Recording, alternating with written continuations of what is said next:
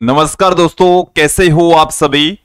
I hope कि आप अच्छे होंगे, आपकी पढ़ाई अच्छे से चल रही होगी। आज हम 12th के स्टूडेंट्स के लिए फिजिक्स से रिलेटेड वीडियो लेकर आए हैं। इस वीडियो में हम 9वां चैप्टर किरण प्रकाशिकी एवं प्रकाशिक यंत्र से संबंधित एक और महत्वपूर्ण टॉपिक लेकर आए हैं। आज का हमारा टॉपिक रहेगा गोलीय दर्पण की वक्रता, त्रिज्या व फोकस दूरी में संबंध। विद्यार्थियों, हमने इस चैप्टर में कुछ छोटे छोटे टॉपिक्स पढ़े हैं जो आपने कक्षा 10 में पहले से भी पढ़ रखे थे। मैं आपको थोड़ा सा याद दिलाता हूं, थोड़ा सा रिवाइज करवा देता हूं। इस चैप्टर में अब तक हमने क्या क्या पढ़ लिया है। हमने प्रकाश क्या है इसके बारे में पढ़ा। प्रकाशिकी, प्रकाशिकी है क्या इसके बारे में पढ़ा। प्रकाश से संबंधित कुछ महत्वपूर्ण तथ्य हमने देखे थे या प्रकाश के गुण हमने देख लिए थे। उसके पश्चात हमने प्रकाश के द्वारा प्रदर्शित की जाने वाली एक महत्वपूर्ण परिघटना प्रकाश का परावर्तन देख लिया था। इन बिंदुओं के बारे में हमने इस चैप्टर से रिलेटेड जो हमारा पहला वीडियो था उसके अंदर देखा था। दूसरे वीडियो में हमने दर्पणों से संबंधित चर्चा की थी, जिसमें हमने देखा था कि दर्पण होते क्या हैं, कितनी प्रकार के होते हैं। जिसमें हमने समतल दर्पण के बारे में पढ़ा, समतल दर्पण से रिलेटेड कुछ महत्वपूर्ण तथ्य पढ़े। उसके पश्चात गोलीय दर्पण कि गोलीय दर्पण होते क्या हैं, कितनी प्रकार के होते हैं। गोलीय दर्पण से संबंधित कुछ महत्वपूर्ण परिभाषाएं हमने देखी थी। गोलीय दर्पण से प्रतिबिंबों के निर्माण के कुछ नियम देखे थे। जो प्रतिबिंब है, प्रतिबिंब निर्माण के नियम हमने देखे थे। प्रतिबिंब निर्माण के नियम हमने लास्ट वीडियो में देख लिए थे, समझ लिए थे। ये हमने सेकंड वीडियो के अंदर देख लिया था। ये जो सारे के सारे टॉपिक हैं ये कक्षा 10 में भी हैं। ये आपने कक्षा 10 में भी इन सभी टॉपिक्स का अध्ययन किया है। आज का जो हमारा टॉपिक है कि गोलीय दर्पण की वक्रता, त्रिज्या और फोकस दूरी में संबंध, दोनों के बीच में क्या रिलेशन होता है, इसके बारे में भी आपने कक्षा 10 में पढ़ लिया था। रिलेशन आपने वहां पर देख लिया था। गोलीय दर्पण की फोकस दूरी स्मॉल एफ बराबर होती है वक्रता त्रिज्या अपॉन 2। ये आपने कक्षा 10 में इनका रिलेशन पढ़ लिया था। अब यहां क्या है, यहां हम इस रिलेशन को प्रूफ करने जा रहे हैं कि ये रिलेशन आया कहां से। आज की इस वीडियो में देखेंगे, समझेंगे। इस रिलेशन को स्थापित करने से पहले एक महत्वपूर्ण टॉपिक यहां पर मैं आपको बताने जा रहा हूं, चिन्ह परिपाटी, साइन कन्वेंशन, क्योंकि वो एक अति महत्वपूर्ण टॉपिक है। उसके बिना इस टॉपिक को समझना थोड़ा सा मुश्किल कार्य है। तो विद्यार्थियों, सबसे पहले हम यहां पर चिन्ह परिपाटी देख लेते हैं। यदि आप हमारे चैनल से आज ही जुड़े हैं तो चैनल को सब्सक्राइब कर लीजिए, साथ में बेल आइकन भी दबा दीजिए ताकि आपको आगे की वीडियोस की नोटिफिकेशन मिलते रहे। सबसे पहले मैं बात करता हूं किसी दर्पण और लेंस के लिए चिन्ह परिपाटी क्या होती है। इसके लिए देखिए कुछ नियम कायदे हैं, उनको हमें फॉलो करना पड़ेगा। मैंने यहां पर दो लंबवत लाइनें खींची है। ये वाली जो लाइन है ये यहां पर अक्स अक्स की भांति, और ये वाली जो लाइन है वो वाई अक्स की भांति काम करती है। ये यहां पर मुख्य अक्स के रूप में काम करती है। किसी भी दर्पण या लेंस के अंदर एक मुख्य अक्ष होती है, तो उस अक्ष है वो यहां पर मुख्य अक्ष की भांति काम करेगी। और जो वाई अक्ष है ये दर्पण हो सकता है, ये समतल दर्पण हो या हो सकता है गोलीय दर्पण हो, दर्पण या लेंस के रूप में काम करेगी। वाई अक्ष किस रूप में काम करेगी, दर्पण या लेंस का कार्य करेगी। अब देखिए, जो बिंब दूरी है, प्रतिबिंब दूरी है, फोकस दूरी है, वक्रता त्रिज्या है, बिंब की ऊंचाई है, प्रतिबिंब की ऊंचाई है, कब धनात्मक लेंगे, कब ऋणात्मक लेंगे, इनके चिन्ह के लिए कुछ नियम कायदे बने हुए हैं, वो नियम कायदे ही इस चिन्ह परिपाटी के अंतर्गत हम पढ़ेंगे। तो मैं यहां पर क्या है, सबसे पहले आपको निर्धारित करना होगा प्रकाश के आपतन की दिशा। तो ये मैं कंसीडर कर लेता हूं, ये है प्रकाश आपतन की दिशा। प्रकाश आपतन की दिशा, प्रकाश है इस डायरेक्शन में आपतित हो रहा है, ये हमने सबसे पहले क्लियर कर लिया है। अब देखो, सबसे पहले तो जो मैंने आपको बताया है कि जो अक्ष है वो मुख्य अक्ष के रूप में और वाई अक्ष है वो दर्पण या लेंस के रूप में कार्य करती है। पहला नियम तो यही है, ये आपको यहां पर समझना होगा कि अक्ष अक्ष किसके रूप में काम करेगी। अक्ष अक्ष है वो अक्ष अक्ष मुख्य अक्ष के रूप में, किस रूप में, मुख्य अक्ष के रूप में, मुख्य अक्ष के रूप में, तथा वाई अक्ष, जो वाई अक्ष है, वाई अक्ष ये रह गई है, और ये जो वाई अक्ष है ये दर्पण या लेंस के रूप में कार्य करती है। दर्पण या लेंस के रूप में, लेंस के रूप में कार्य करेगी। पहला बिंदु यही है, ये जो अक्ष अक्ष है ये मुख्य अक्ष के रूप में कार्य करेगी और जो वाई अक्ष है ये दर्पण या लेंस के रूप में कार्य करेगी। अब यहां पर आपको क्या करना है, दूरियों का मापन आपको कहां से करना है, वाई अक्ष से करना है। कहां से करना है, दूरियों का मापन या तो क्या है, दाएं या बाएं की जो दूरियां हैं वो वाई अक्ष से करनी है, ऊपर या नीचे की दूरियां हैं वो मुख्य अक्ष से करनी है, मतलब अक्ष अक्ष से करनी है। तो दूरियों का मापन कहां से करोगे, दूरियों का मापन, दूरियों का मापन वाई अक्ष से किया जाएगा, वाई अक्ष से करते हैं, वाई अक्ष से करते हैं। कहां से करोगे, वाई अक्ष से। अब देखो यहां पर नियम क्या है कि यहां से दूरी मापनी है। यदि हम प्रकाश के आपतन की दिशा में चलें तो उस दूरी को तो हम लेंगे धनात्मक। अब प्रकाश इधर आपतित हो रहा है और यहां से हम दूरी माप रहे हैं, प्रकाश के आपतन की विपरीत दिशा में चलेंगे तो उस दूरी को हम लेंगे ऋणात्मक। तो ये प्रकाश आपतन की दिशा में दूरियां धनात्मक, प्रकाश आपतन की विपरीत दिशा में दूरियां ऋणात्मक लेते हैं। इस नियम को क्लियर कर लीजिए, क्या है, प्रकाश आपतन की दिशा में दूरियां धनात्मक लेते हैं, प्रकाश की दिशा में, प्रकाश की दिशा में, प्रकाश आपतन की दिशा में लिखेंगे क्योंकि थोड़ा सा प्रकाश के आपतन की दिशा में, आपतन की दिशा में दूरियां धनात्मक, दूरियां कैसे लेंगे, दूरियां धनात्मक व विपरीत दिशा में,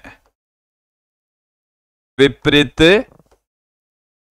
दिशा में, दिशा में दूरियां ऋणात्मक ली जाती है, ऋणात्मक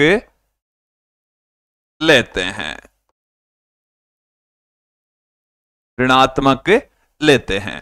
ओके, अब देखें ये नियम हो गया, इसको आपको ध्यान रखेंगे। अभी कुछ एग्जांपल्स के जरिए मैं इनको और समझा दूंगा कि वाई अक्ष से दूरियां मापते हैं, वो दाएं या बाएं की दूरियां मापते हैं। अब यदि ऊंचाई, बिंब की ऊंचाई या प्रतिबिंब की ऊंचाई मापनी होगी तो वो बिंब होगा या तो मुख्य अक्ष से ऊपर होगा, प्रतिबिंब मुख्य अक्ष से ऊपर या नीचे होगा। तो उनकी जो दूरियां हैं, मुख्य अक्ष से ऊपर की ओर की जो दूरियां हैं उसको हम लेंगे धनात्मक, ऊपर वाली दूरियों को धनात्मक लिया जाएगा और नीचे की दूरियों को लेंगे ऋणात्मक। नीचे वाली दूरियां क्या लेंगे, नेगेटिव में लेंगे। क्या आप क्लियर कर लें, तो मुख्य अक्ष से ऊपर की ओर की दूरियां धनात्मक, मुख्य अक्ष से नीचे की दूरियां ऋणात्मक ली जाती है। तो मुख्य अक्ष से, मुख्य अक्ष से ऊपर की दूरियां धनात्मक, ऊपर की दूरियां धनात्मक तथा नीचे की ओर की दूरियां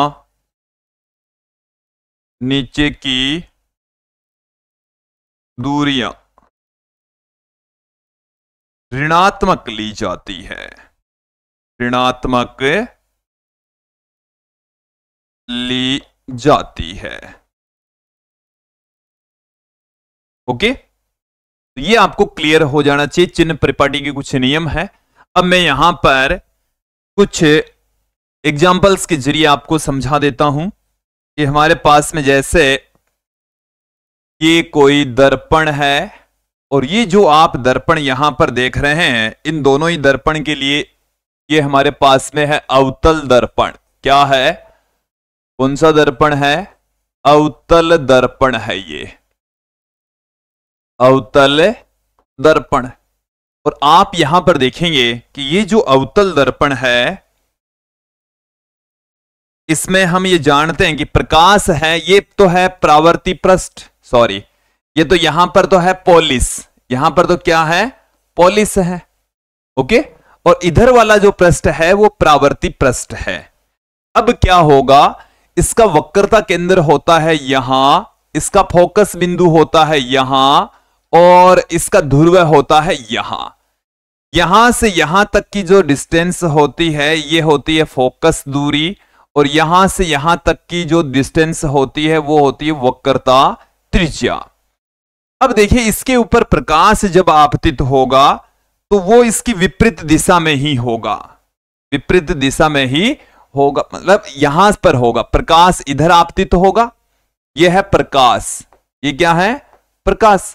तो प्रकाश तो इधर आपतित होगा और हम दूरियां इधर मापेंगे, मतलब ये वाली जो डिस्टेंस मापेंगे वो इधर से। आपको क्या करना है? इस दर्पण से यहां से डिस्टेंस मापनी है तो उधर चलेंगे, तो एफ भी ऋणात्मक होगा और आर भी ऋणात्मक होगा।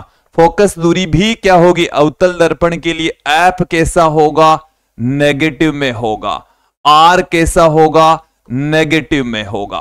फोकस दूरी और वक्रता त्रिज्या दोनों ही अवतल दर्पण के लिए ऋणात्मक ली जाएगी। क्लियर? फिर क्या है? अपने पास में है उत्तल दर्पण। कौन सा दर्पण है? यह है उत्तल दर्पण। और उत्तल दर्पण में जो वक्रता केंद्र, उत्तल दर्पण के अंदर क्या है? ये बिंदु P है, ये बिंदु F है और ये बिंदु C है। ये यहां से यहां तक की जो डिस्टेंस है ये हमारे पास में फोकस दूरी F, यहां से यहां तक की डिस्टेंस है वो वक्रता त्रिज्या कैपिटल R, ये है। अब देखिए, जो प्रकाश है वो इधर से आपतित हो रहा है, ये प्रकाश के आपतन की दिशा है, ये प्रकाश के आपतन की डायरेक्शन है। प्रकाश के आपतन की यहां से डिस्टेंस मापेंगे, इधर ही चलेंगे, इसमें भी डिस्टेंस यहीं से मापनी। देखो, डिस्टेंस यहां से मापनी है। अब उधर जा रहे हैं तो नेगेटिव में, इधर जा रहे हैं तो पॉजिटिव में, तो इसके लिए जो फोकस दूरी होगी वो पॉजिटिव होगी, इसके लिए जो वक्रता त्रिज्या होगी वो पॉजिटिव होगी। तो कब पॉजिटिव लेना है, कब नेगेटिव लेना है, ये आपको यहां तक क्लियर हो गया होगा। एक और एग्जांपल मैं आपको बताता हूं कि हमने लास्ट वीडियो में आपको बताया है एक समतल दर्पण। क्या बताया है? एक समतल दर्पण बताया है कि ये इधर पोलिस है इसके ऊपर, और ये इसके लिए हमने मुख्य अक्ष निर्मित कर दी है, और यहां पर ये वस्तु है और इधर इसका इतनी ही दूरी पर प्रतिबिंब बढ़ना है। यहां से कोई प्रकाश की किरण चलेगी तो उसका मैं यहां से एक प्रकाश की किरण यहां से जाएगी, इधर से टकराकर वापस आ जाएगी, यहां से जाएगी वो इधर चली जाएगी।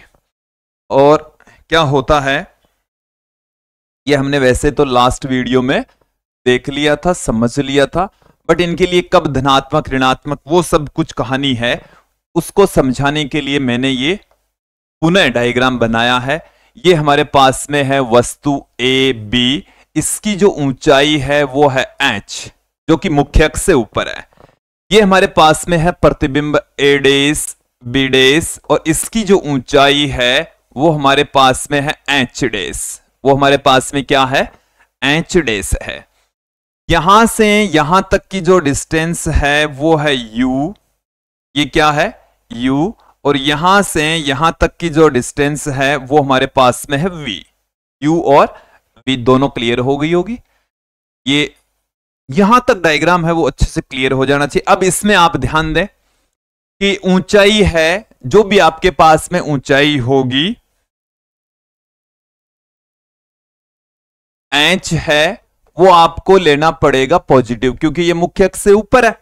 एच डैश प्रतिबिंब की जो ऊंचाई है वो भी आपको क्या लेनी है, पॉजिटिव लेनी है, क्योंकि ये भी मुख्य अक्ष से ऊपर है।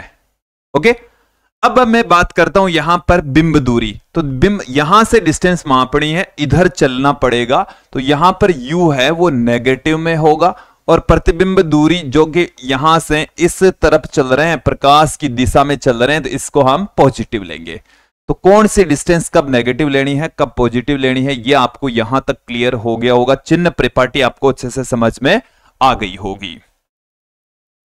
ओके, अब मैं बात करता हूं relation between radius of curvature and focal length of spherical mirror. वापस चलते हैं हम अपने टॉपिक की ओर। अपना टॉपिक ये है, इन राशियों को जो हमने यहां पर लिखा है, एक बार इन सब को मैं यहां से हटा देता हूं। चलिए, हमारा टॉपिक है गोलीय दर्पण की वक्रता त्रिज्या कैपिटल आर और फोकस दूरी के बीच में क्या संबंध होता है, क्या रिलेशन होता है। चलिए देख लेते हैं। सबसे पहले तो मैं बात करता हूं, हमारा जो गोलीय दर्पण है वो मैं यहां पर ले लेता हूं, अवतल दर्पण ले लेता हूं। आप अवतल दर्पण ले सकते हैं, उत्तल दर्पण भी ले सकते हैं, दोनों के लिए निकाल सकते हैं सिमिलर टाइप का। आपको हमारे नोट्स में दोनों चित्र मिल जाएंगे, दोनों डायग्राम मिल जाएंगे, बट मैं आपको एक डायग्राम के जरिए यहां पर पहले एक बार समझा देता हूं। ये हमारे पास में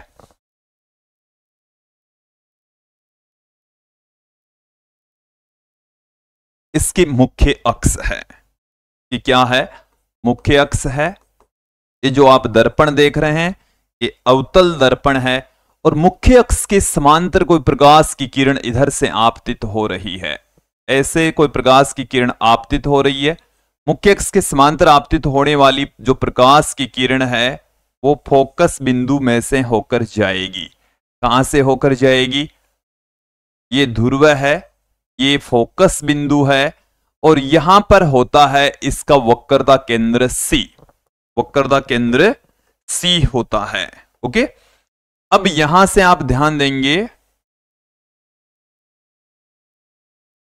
एक बार इस डायग्राम को अच्छे से समझ ले में आप। ये हमारे पास में है बिंदु M, बिंदु M। चलिए एक बार डायग्राम देख लीजिए, क्या है, ये मुख्य अक्ष के समांतर प्रकाश की किरण आपतित हो रही है। नियम यह कहता है कि मुख्य अक्ष के समांतर आपतित होने वाली प्रकाश की किरण परावर्तन के पश्चात फोकस बिंदु में से होकर गुजरती है। कहां से गुजर रही है, ये फोकस बिंदु में से होकर गुजर रही है। अब देखें, ये जो वक्रता केंद्र से होकर मैंने एक लाइन दिखाई है, ब्लू कलर में जो लाइन दिखाई है, ये वाली लाइन है वो इसके लिए अभिलंब का कार्य करती है। किसका काम करेगी, नॉर्मल का काम करेगी, अभिलंब का काम करेगी। इसका मतलब है कि इसके लिए ये आपतित किरण है, इसके लिए ये परावर्तित किरण है। तो ये अभिलंब के रूप में काम कर रही है, तो इसको मैं नाम दे देता हूं एन डैश। क्या नाम दे देते हैं,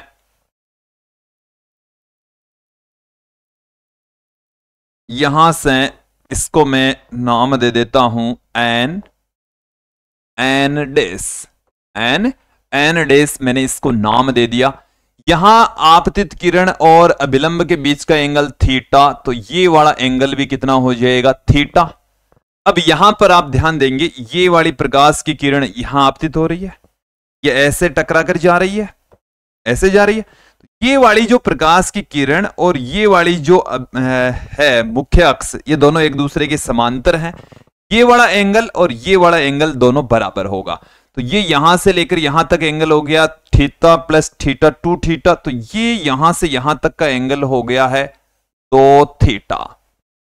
ये एंगल थीटा है तो ये वाला एंगल कितना होगा? थीटा। ये वाला एंगल कितना होगा? थीटा होगा।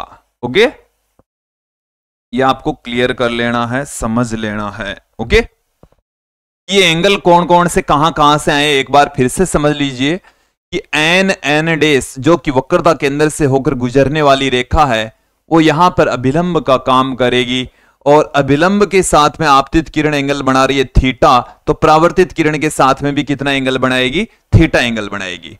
आप यहां पर देखेंगे ये वाला एंगल 2 थीटा है तो ये वाला एंगल 2 थीटा, ये वाला एंगल थीटा है तो ये वाला एंगल भी थीटा हो जाएगा। डायग्राम आपको समझ में आ जाता है तो फिर कोई दिक्कत नहीं है, फिर कोई इश्यू नहीं है। इसमें हमें देखिए क्या करना है कि ये जो दर्पण है वो इस तरीके का है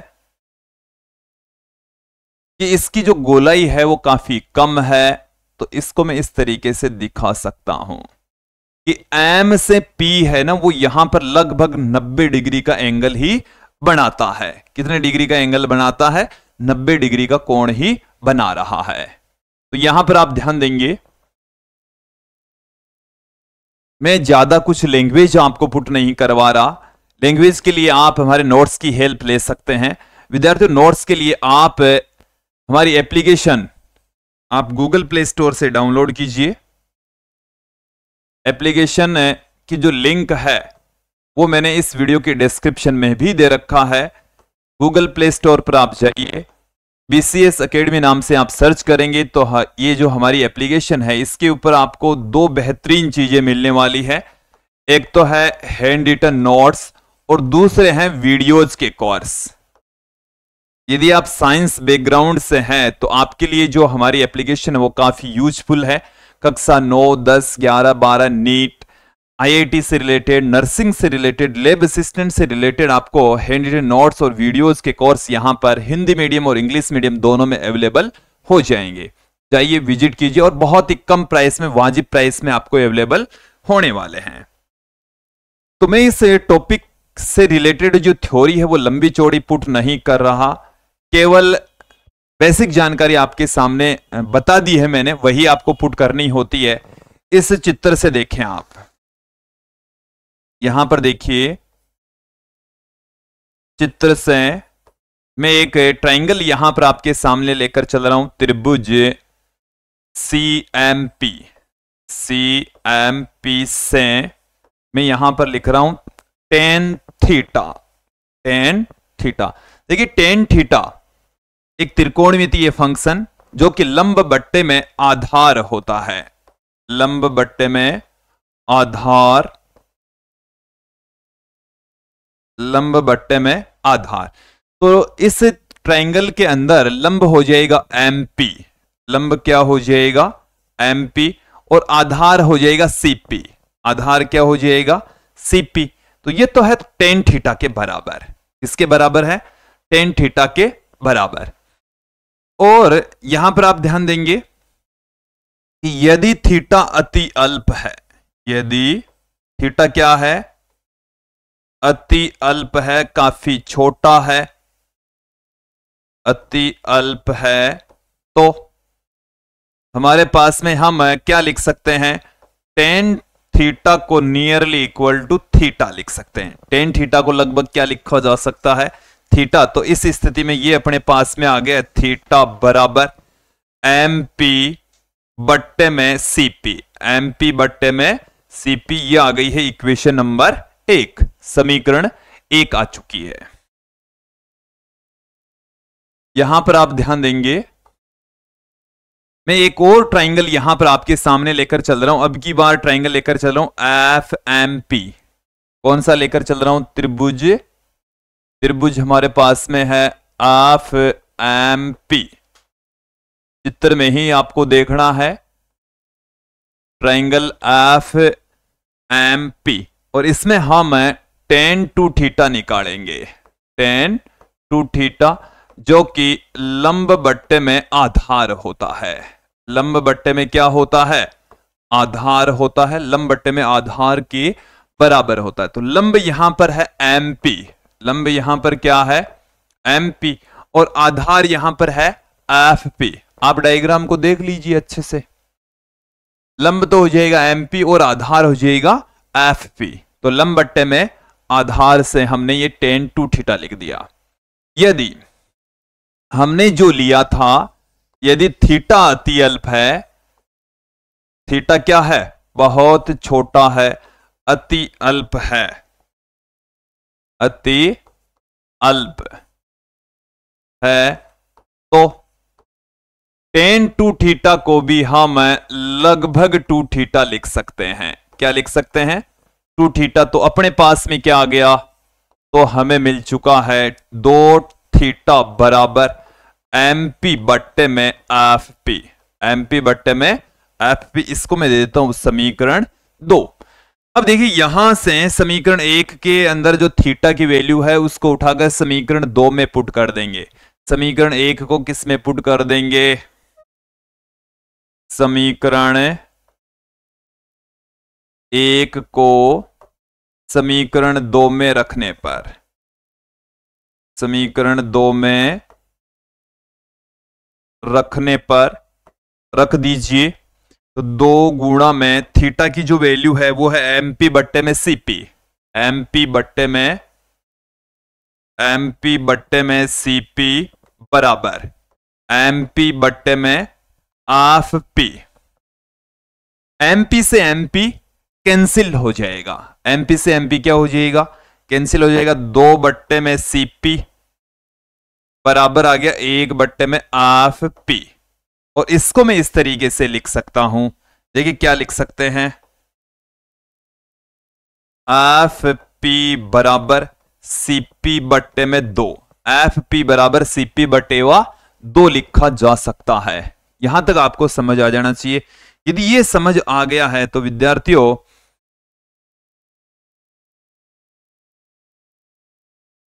यहां पर आप ध्यान देंगे। अब मैं यहां से इसको मिटाऊंगा। ये मैंने आपको थोड़ा सा, यदि कोई बच्चा उतारना चाहता है तो उतार सकता है, समझ सकता है। चलिए आगे देखें। वहां से अब हम इसमें चिन्ह परिपाटी लगाएंगे। जो डायग्राम हमें दे रखा है उसमें अब चिन्ह परिपाटी का प्रयोग करेंगे। इसीलिए मैंने आपको चिन्ह परिपाटी आज के इस वीडियो में समझाया है, बताया है। क्या है, FP, FP, FP यहां से लेकर यहां तक की डिस्टेंस है, ये फोकस दूरी है, स्मॉल एफ से लिखी जाएगी। किससे लिखी जाएगी, स्मॉल एफ से। CP, हम इस CP का भी चिन्ह परिपाटी से मान लिखेंगे। तो C से लेकर P तक की जो डिस्टेंस है वो वक्र त्रिज्या R के बराबर होगी। तो देखिए FP है, फोकस दूरी है, ये हम इसके इधर चलेंगे इसलिए इसको नेगेटिव में लेंगे। किस में लेंगे, नेगेटिव में, स्मॉल f के बराबर पुट कर देंगे। CP है उसको भी नेगेटिव में लेंगे और उसको -R के बराबर लेंगे। और इन दोनों की जो वैल्यू है वो, इसको मैं दे देता हूं समीकरण 3। इसे हम क्या दे देते हैं, समीकरण 3 दे देता हूं। समीकरण 3 में रखने पर, को समीकरण 3 में रखने पर, समीकरण 3 में रखने पर तो अपने पास में क्या आ जाएगा, देखिए FP की जगह हम क्या रख देंगे, माइनस में F, CP की जगह रख देंगे माइनस में R बटे 2। माइनस से माइनस का साइन कैंसिल हो जाएगा। F बराबर आ चुका है R बटे 2। F बराबर क्या आ चुका है, R बट्टे में 2 आ चुका है। तो ये रिलेशन होता है किसी गोलीय दर्पण की फोकस दूरी और वक्रता त्रिज्या के बीच में। इसका मतलब है कि जो फोकस दूरी है वो वक्रता त्रिज्या की आधी होती है। फोकस दूरी क्या होगी, वक्रता त्रिज्या की आधी होगी। अब मैं यहां पर आपके लिए एक सिंपल सा क्वेश्चन ले लेता हूं कि जैसे हमारे पास में कोई दर्पण दे रखा है, अवतल दर्पण। कौन सा दर्पण है, अवतल दर्पण। अवतल दर्पण की फोकस दूरी, अवतल दर्पण की फोकस दूरी आपको कितनी दे रखी है? जैसे फोकस दूरी अपन को दे रखी है 20 सेंटीमीटर है। कितनी है? 20 सेंटीमीटर है। तो वक्रता त्रिज्या होगी, वक्रता त्रिज्या क्या होगी? वक्रता त्रिज्या, अब आपको ऑप्शन यहां पर दे रखा है जैसे 10 सेंटीमीटर, बी ऑप्शन आपको दे रखा है माइनस में 10 सेंटीमीटर, सी ऑप्शन जैसे दे रखा है 40 सेंटीमीटर, 40 सेंटीमीटर, और डी ऑप्शन आपको दे रखा है माइनस में 40 सेंटीमीटर। कौन सा ऑप्शन इसमें सही होगा? चलिए देख लेते हैं। अवतल दर्पण है, कौन सा दर्पण है? अवतल दर्पण है, और अवतल दर्पण का वक्रता केंद्र इधर होता है, उसकी वक्र त्रिज्या है आर है वो माइनस में होगी, एफ है वो भी माइनस में होगा, एफ है वो भी क्या होगा? माइनस में। हमें फोकस दूरी यहां पर दे रखी है, और अवतल दर्पण की जो फोकस दूरी होती है, अवतल दर्पण के लिए जो एफ है वो माइनस में होगा, माइनस में 20। ओके, ये आपको पहले समझना होगा। अब अवतल दर्पण की जो वक्रता त्रिज्या है वो भी माइनस में होगी। हमने रिलेशन पढ़ा है एफ बराबर क्या होता? आर बट्टे में 2, तो यहां से आर बराबर आ गया है 2f, और आर बराबर आ गया है 2 गुणा में एफ की जो वैल्यू है वो है माइनस में 20, आर बराबर आ गया माइनस में 40 सेंटीमीटर। ओके, तो इसी तरीके से आपको यदि वक्रता त्रिज्या दी हुई है तो फोकस दूरी निकालेंगे, फोकस दूरी दी हुई है तो वक्रता त्रिज्या ज्ञात कर लेंगे, क्योंकि आगे चलकर हम नेक्स्ट वीडियो के अंदर दर्पण समीकरण पढ़ेंगे, और उस दर्पण समीकरण की सहायता से अवतल दर्पण और उत्तल दर्पण से रिलेटेड जो बिंब और मतलब बिंब दूरी, प्रतिबिंब दूरी और फोकस दूरी, उनके बीच में रिलेशन को काम में लेते हुए विभिन्न न्यूमेरिकल क्वेश्चन भी वहां पर सोल्व करेंगे। तो ये वाला रिलेशन भी बहुत जगह यूज में आएगा, इसलिए किस तरीके से इसको यूज में लेना है ये आपको पता होना चाहिए। तो आज के इस वीडियो में इतना ही। नेक्स्ट वीडियो में हम दर्पण समीकरण और आवर्धन क्षमता का टॉपिक लेकर आएंगे। आज के लिए इतना ही। धन्यवाद दोस्तों।